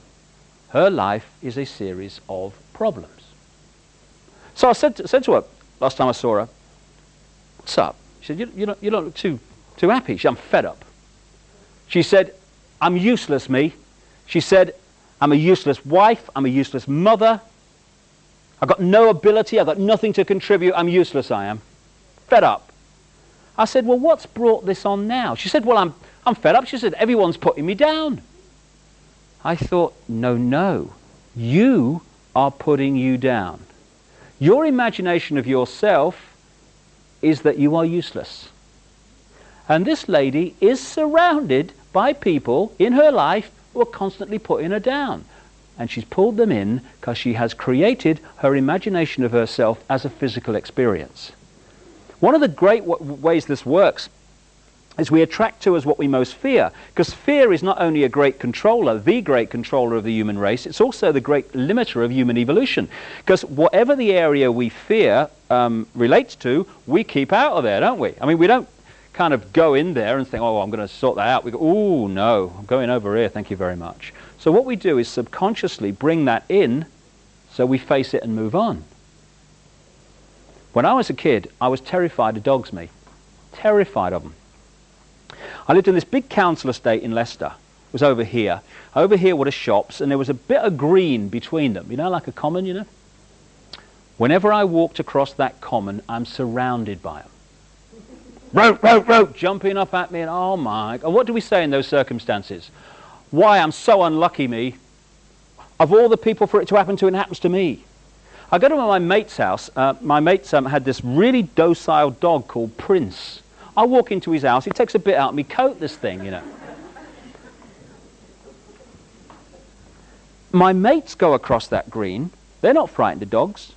The dogs completely leave them alone. And when I'm a kid, I'm thinking, I'm so unlucky, me. Why me, of all the people for it to happen? But what I was doing was pulling in what I most feared to face it. As a result of walking through and facing that, I'm no longer frightened of dogs. Interestingly, I say until relatively recently, the things that probably terrified me most were going to the dentist, flying, and speaking in public. And being ridiculed. Which has never happened to me, has it, in this country, you know? My worst nightmare would have been having a tooth out on a plane while making a speech to the laughing passengers. That would have done me in, that. But as a result of facing all of those fears that I've just said, I don't fear any of them anymore. Because fear is our creation. It's a choice. We can choose to fear or not to fear. So this process of putting out our imagination of ourselves and pulling in a physical reflection of that is at the heart of the human experience. And the most destructive state of mind, and my goodness me, we've all been there, it's possible to be in, is poor me. The victim mentality will always reproduce the victim reality. This world is awash with victims because this world is awash with people who have been conditioned to see themselves as victims, powerless, under the control of somebody else. Therefore, they create that reality. And we've all been there, as I say, but for some it becomes like permanent squatters' rights in the psyche, the victim mentality. And it doesn't matter how you fuss around and run around someone who's in victim mode, poor me, you know, someone else is in control of my life and they must do something about it, and oh God, I'm ever so unlucky. Doesn't matter how you try to help someone like that, they'll always be in victim circumstances because the vibe they're putting out will constantly pull in that physical reflection. The change, which is why vision is so important, the change that gets the victim out of that situation is to realize there are no victims, only states of mind that perceive themselves to be victims. The moment we say, hold on a minute, hold on a little, I'm not a robot, I'm not a clone, and I am certainly not a victim. I'm in control of my life, and I'm going to get out of these circumstances that I'm in at the moment because I've created them and I'm going to get out of them. At that point, the vibe changes. So what it pulls in changes. Suddenly, people get bits of luck and amazing coincidences happen. You'll never guess, mate. It was ever so lucky. That guy came into my life at just the right time and helped me get out of that circumstance. I couldn't believe it. Not luck at all. Creation by a changed state of mind. So if we are creating our own reality by our imagination of ourselves, this is at the heart of how all that I talked about in the first half actually has been created and is allowed to continue. What are we bombarded with throughout our lives? Messages about limitation, about the fact that we can't do this, and I can't, I could never mentality. A fear of experience, because so much experience is denied to us by people saying, you can't do that, you shouldn't do that. Religion has bombarded the psyche with born sinners. Great start in life, that, isn't it? So we're constantly being hit by this sense of limitation. I can't, I could never, I'm frightened to. So we have a limited imagination of ourselves. I remember I was brought up on this big housing estate, and I was kind of conditioned to believe that because I was like working class, that my life was basically sorted.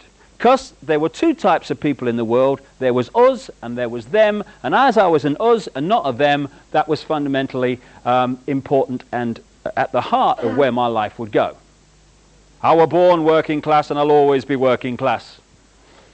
Not planning to evolve then. No, all right. Limitation, limitation, limitation. And it manifests itself in this great line. The ordinary man and woman in the street. I don't know about you, I have never in my life met a single ordinary man or woman ever. All I meet are extraordinary people. But we are conditioned to see ourselves as ordinary. Ordinary man and woman in the street, I got no power.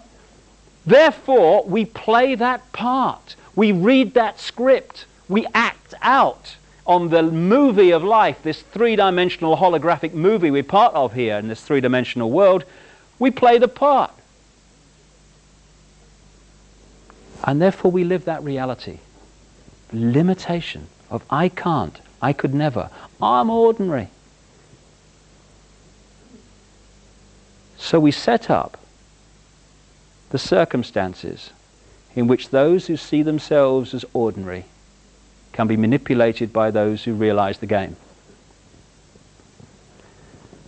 What I've sort of seen in this hassle-free zone that I talked about at the start, the hassle-free zone is also a pyramid. I was kind of interested to be invited last summer to the memorial service for the British comedian Larry Grayson, who I knew quite well for a short time. Very funny man. Something was said at that event which really sums up what I'm saying. Larry Grayson alone was a unique man because the man who left the dressing room was the man on the stage when the curtains opened. There weren't two Larry Graysons. I remember him saying once, anybody watching this kind of video in another country, I'll give you an idea of Larry Grayson. He was I saw him once on a stage. He said, last week, he said, I was all stiff down this right-hand side. He said, it was here. Ooh. He said, this week, he said, I'm all stiff down this left-hand side here. He said, I can't wait till next week, can I, Oh, she's got it, look. Anyway, that's Larry Grayson. Great guy. Another comedian, Roy Hudd, did a presentation of Larry's life at this memorial service, and it overwhelmingly took the form of a story that Larry Grayson had told him of something that had happened when he was going round the variety halls of Britain years and years ago. And Larry was saying that he was in this all-male show, see, and there's one woman in it, and that's Larry Grayson dressed up, because he used to do that sort of thing, you know. And he said the producer of this show, he says, was very patriotic, he said. So the big finish was Rule Britannia, you know. Rule Britannia, Britannia rules the waves. Past the sick bag, you know. And actually I said that in Portsmouth the other week, didn't go down well at all. Anyway, so what they had, this big finish, Rule Britannia. And he said what happened was all the men came on dressed as sailors, started singing, you know. And then as the music built up, they all got in each other's shoulders on the stage and they formed this pyramid, leaving a flat bit at the top. On walks Larry Grayson then, dressed as Britannia. Long gown, sword, shield, helmet, you know. And he gets manhandled up the top of this pyramid and he's on the top there. Rule for the big finish. Well, as Larry Grayson said, one night, he said, things seemed to be going rather well, he said. Then I noticed, he said, that the sailor in the bottom left-hand corner had got rather a cough, he said. And he came out with a great line. He said, and as any ancient Egyptian will tell you, that is a rather important point on the pyramid. So, this guy's eventually coughed his guts up, hasn't he, you know? And he's fallen out of the pyramid. So what's happened? The stage is awash with tumbling sailors. Larry Grayson apparently is in someone's lap in the second row. Oh, hello dear, how are you? All right, yeah. Now, what has happened here? Larry Grayson, symbolic of the few who control the planet, has not done anything. An ordinary man and woman in the street has got a flaming cough. And the whole thing's come down because we have been conditioned to forget where the power lies in a pyramid. It's not up there, it's here. But because we think it's there, we have created that physical reality of a pyramidic system. People say, oh, those people, that elite, that global elite, they're very powerful, aren't they? No! The power that is used to manipulate the human race day after day is merely the power the human race gives away day after day. That's all. So there we are in this hassle-free zone pyramid, right? And everyone's on everyone else's shoulders and these different levels in the hierarchy of society. And each level saying to the one below, don't you move, you stay where you are, I'm depending on you. You know, if you walk out of there, the whole system will be collapsed, it will be chaos, there'll be, oh, hunger, and oh, it'll be terrible. So, oh, all right, I'll have to stay here. And each level of this pyramid, everyone else is terrified into stepping out of it and getting a cough because they're terrified of the consequences of not being in this prison. And at the top of this pyramid, being held up by this fear, are a very few people who are passing down through the different levels the messages they want the whole pyramid to accept as reality.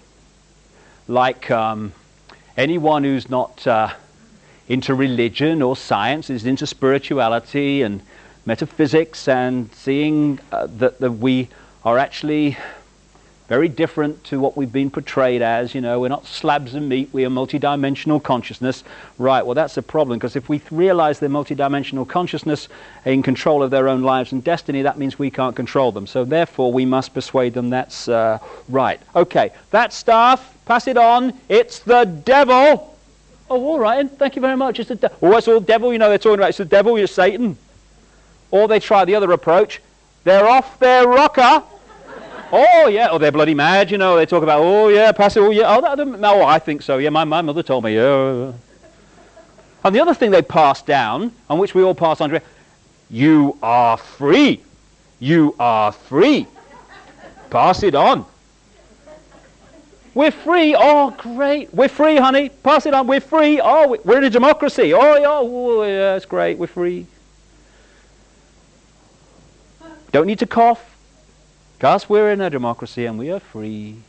But what are they actually saying, this freedom? They're actually saying, you are free to watch Noel's house party. For people in another part of the world, that is an insult, an intelligence insulting program, in my humble opinion, but never mind. They are saying, you are free to watch the National Lottery live and contribute to the latest form of taxation in this country. You're free to do that. You're free to watch the gladiators knock their flipping heads together. And Dallas and all this other stuff. You're free to watch all that. You are free every year to have more and more dots on your zapper button, and you're free to press any one of them and have your intelligence insulted by 99% of them. You're free! Oh, thanks. But you are not free to say what you really think without hassle. You're not free to be what you really are and express what you really are. You're not free to live your life as you see fit if it is outside the manufactured norm. You're not even free to live in one house and pay to live in one house. You have to buy 3.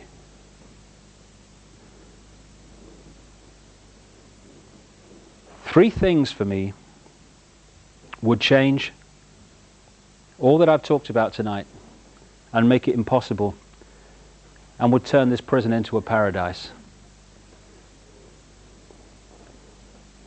It doesn't take one new political ism, not one smoke-filled room,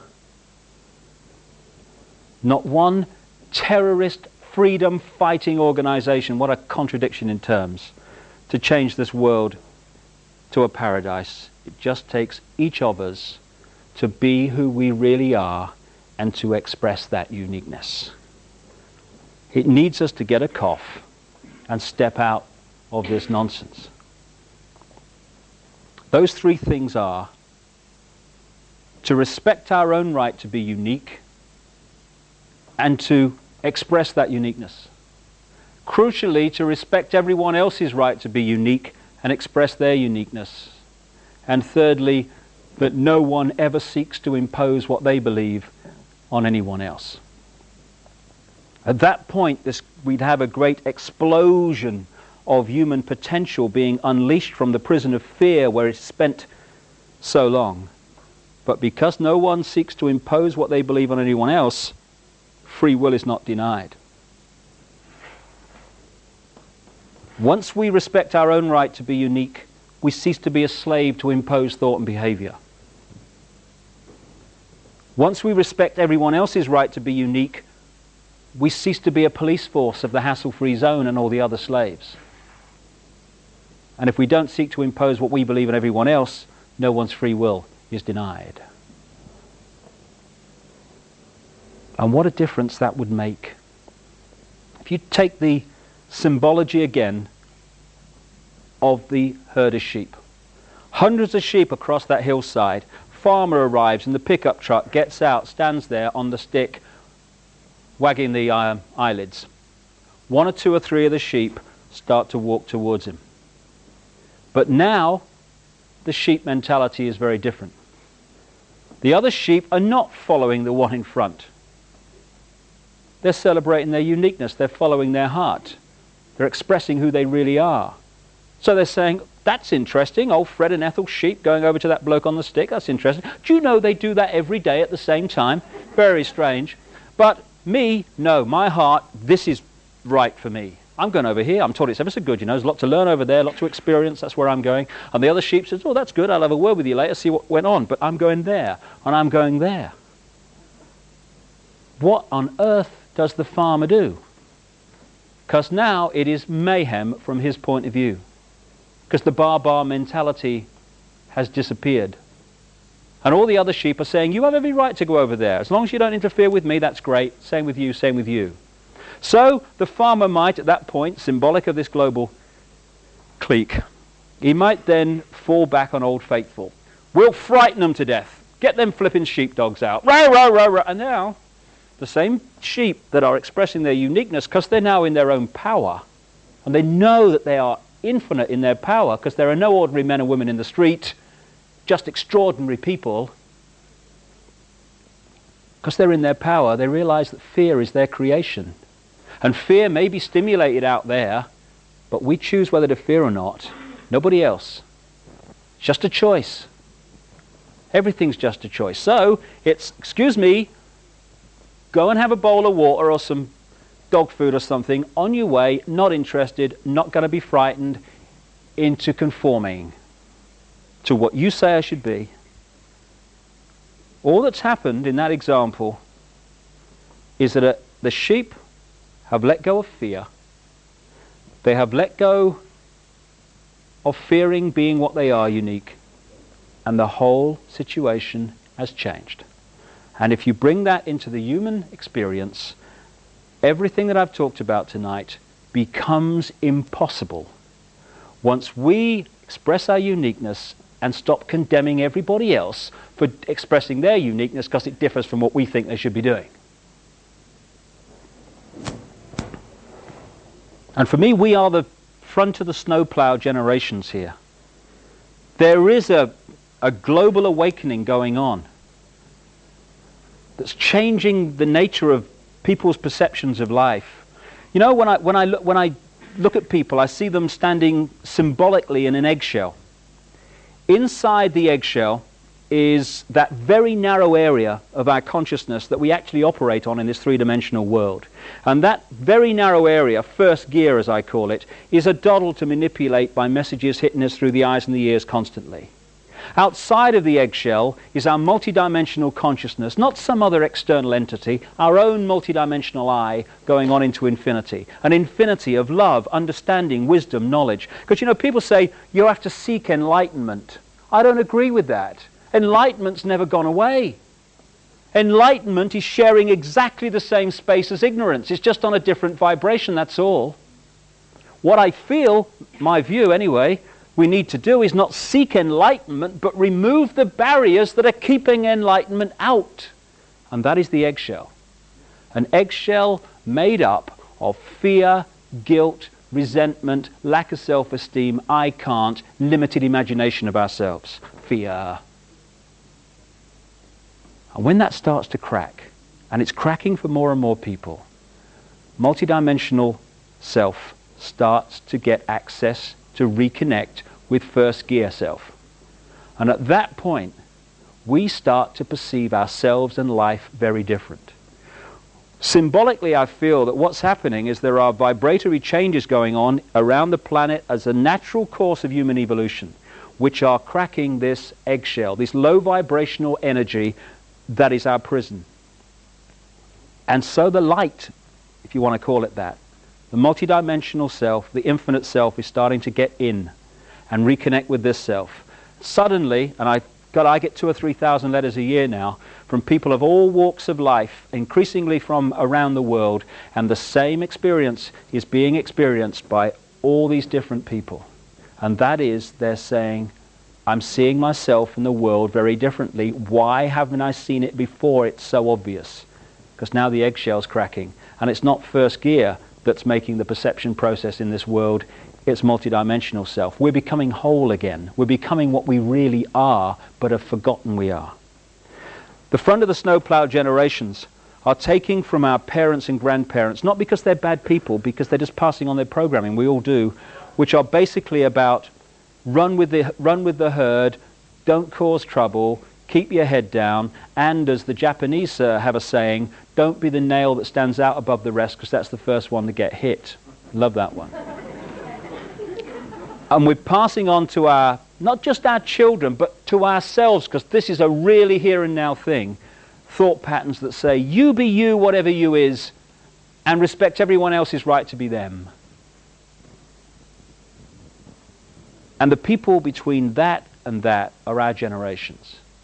If we can let go of our own fear, we can remove fear from the world. Because the world is merely the sum total of human imagination of ourselves. When we change our imagination of ourselves, what we call the world dramatically changes. The world is just a second-by-second physical replica of the human mass imagination of ourselves. When we let go of our sense of limitation, our sense of fear, our sense of I can't, the world ceases to be a prison because we have created it. There's a wonderful singer in this country, a German called Gila, who, it's a lovely song which goes, "We are the power in everyone. We are the dance of the moon and the sun. We are the hope that will never hide. We are the turning of the tide." If we can turn the tide within ourselves from freedom or to freedom from fear, then we turn that tide outwardly in the planet. And all it is, like everything else, is a choice. A choice between fear and love. That's all it is. We can choose to be frightened. We can choose to hate. It's a choice. Or we can choose not to fear, and we can choose to love. Not love on the basis of I love you if I fancy you, darling, but I love you because you exist. I love you whatever. I love you without condition. And if we want to change the world, it has to start with self. Fear, anger, hatred, condemnation, dictating what other people should be, that's the world we've got. That's the prison. But paradise is waiting. It's a thought, an attitude away. That's all it is, a choice away. Love. If we love each other and love the world, our lives are fundamentally changed and the world is fundamentally changed. And we are the generations, strange as it may seem when you survey the world today, we are the generations, I passionately believe, who are going to love the world into the paradise it really should be and was always designed to be. Changing the world is not something in the future anymore. Oh, I hope it'll be better for the kids. It's here and now. We're going to see it happen. Another song, the chorus of which I'll finish with. Love can build a bridge between your heart and mine. Love can build a bridge. Don't you think it's time? More and more people across this planet are screaming yes to that question. And we are the generations who are going to love the world to a paradise. Thank you very much. Thank you. Thank you. Thank you. Thank you very much.